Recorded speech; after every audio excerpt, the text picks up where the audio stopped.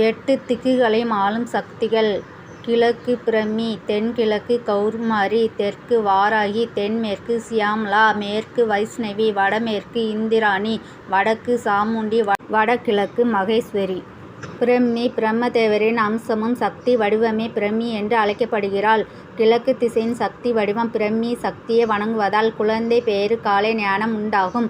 கௌமாரி சரவணனின் அம்சமாக அவதரித்தவள் கௌமாரி என்று அழைக்கப்படுகிறாள். தென்கிழக்கு திசையின் சக்தி வடிவம் கௌமாரி தேவியை வழிபடுவதால் பதவி உயர்வு, மனதில் இருக்கும் பயமும் அகலும். வாராகி விஷ்ணுவின் அவதாரமான வராக மூர்த்தியின் அம்சமாக இருப்பவர் வாராகி. தெற்கு திசையின் சக்தி வடிவம் வாராகி தேவியை வணங்கி வருவதால் எதிரிகளை அழித்து வெற்றி கொள்ளலாம், மனதில் தைரியம் பிறக்கும்.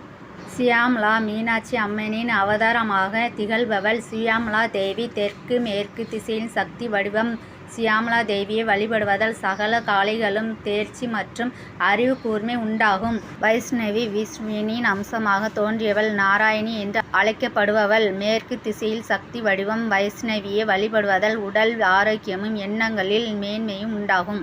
இந்திராணி தேவலோகத்தின் அதிபதியான இந்திரனின் அம்சமாக தோன்றியவர் இந்திராணி. வடமேற்கு திசையின் சக்தி வடிவம். இந்திராணியை வழிபடுவதால் நல்ல வாழ்க்கை துணை அமைத்து தருவார், பண தட்டுப்பாடு குறையும்.